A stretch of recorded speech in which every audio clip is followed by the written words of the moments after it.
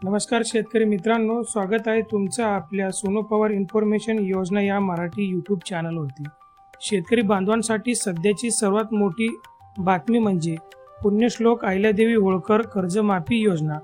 ही योजना सरकारने जाहीर केली होती, पण ती नक्की कशी राबवायची, कोणाचं कर्ज माफ होणार, यासाठी सरकारने प्रवीण परदेशी यांच्या अध्यक्षतेखाली एक समिती नेमली होती। या समितीने आपला सविस्तर अहवाल आणि शिफारशी आता राज्य सरकारकडे सुपूर्द केल्या आहेत। प्रशासकीय स्तरावरती या शिफारशी लागू करण्याच्या हालचाली अंतिम टप्प्यात आहेत। या अहवालात कर्जमाफी सोबत शेतकऱ्यांसाठी कोणते मोठे बदल सुचवले आहेत हे आपण आजच्या व्हिडिओमध्ये सविस्तर पाहणार आहोत।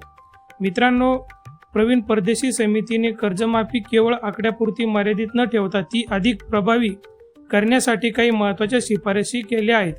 थकीत कर्जमाफी मर्यादा समितीने 2 लाख पर्यंतचे थकीत कर्ज माफ करण्याची शिफारस केली आहे। यामुळे राज्यातील सुमारे 35 ते 40 लाख शेतकऱ्यांना याबाबतचा फायदा होणार आहे। नियमित कर्जदारांना प्रोत्साहनासाठी जे शेतकरी वेळेवर कर्ज भरतात त्यांना अन्याय वाटू नये म्हणून 50,000 रुपये प्रोत्साहन अनुदान देण्याची शिफारस कायम ठेवण्यात आलेली आहे। यामध्ये तातडीची मदत, नैसर्गिक संकट आल्यावरती शेतकऱ्यांना मदतीसाठी सरकारचे दप्तरे हेलपाटे मारावे लागतात। समितीने सुचवले आहे की शेतकऱ्यांना पेरणी किंवा आपत्कालीन कामासाठी तातडीची आर्थिक मदत देण्याची यंत्रणा उभी करावी, जेणेकरून संकटाच्या वेळी शेतकऱ्याला कुणासमोर हात पसरावे लागणार नाहीत। या अहवालातील सर्वात क्रांतिकारक मुद्दा म्हणजे गट शेती। प्रवीण परदेशी समितीने सरकारला असे सुचवले की केवळ कर्जमाफी देऊन चालणार नाही, तर शेतकऱ्यांच्या उत्पन्न खर्च कमी करणे आवश्यक आहे।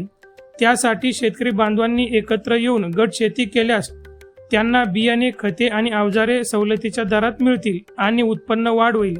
या गट शेतीला प्रोत्साहन देण्यासाठी विशेष आर्थिक तरतूद आणि सवलती या कर्जमाफी योजनेचा भाग असाव्यात, अशी महत्त्वपूर्ण शिफारस प्रवीण परदेशी समितीने केलेली आहे।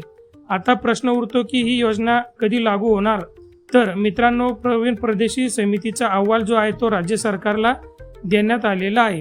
प्रशासकीय स्तरावरती सध्या या शिफारशी अंमलबजावणीची तांत्रिक प्रक्रिया सुरू आहे। या योजनेसाठी सरकारवर सुमारे 2700 कोटी रुपयाचा बोजा पडणार आहे। 2 लाखपेक्षा जास्त कर्ज असल्यास काय करायचे आणि जुन्या निकषाचे कसे लावायचे यावर सरकार लवकरच अधिकृत GR जो आहे तो निर्गमित करणार आहे। मित्रांनो, अशा पद्धतीनं आपण प्रवीण परदेशी समितीचे जे कर्जमाफी संबंधित जे काही शिफारशी आहेत त्या शिफारशी आपण या ठिकाणी आजच्या व्हिडिओमध्ये थोडक्यात जाणून घेण्याचा प्रयत्न केलेला आहे।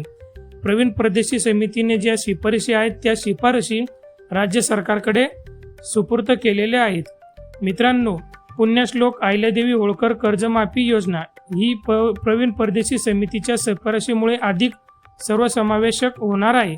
तुम्हाला काय वाटते? प्रवीण परदेशी समितीने सुचवलेली तातडीची मदत आणि गट शेती ही संकल्पना शेतकऱ्यांसाठी फायदेशीर ठरेल का? कमेंटमध्ये नक्की सांगा। प्रशासकीय स्तरावरती यावर जसा अंतिम निर्णय होईल तशी माहिती मी तुम्हाला सर्वात आधी आपल्या चॅनलवरती देईल। माहिती उपयुक्त वाटली असेल तर व्हिडिओला लाईक करा आणि इतर सर्व शेतकरी ग्रुपमध्ये हा व्हिडिओ शेअर नक्की करा। अधिकृत अपडेटसाठी आपल्या सोनू पवार इन्फॉर्मेशन योजना या मराठी यूट्यूब चॅनलला सबस्क्राईब करा, बेल आयकॉनला प्रेस करा। थांबतो, धन्यवाद।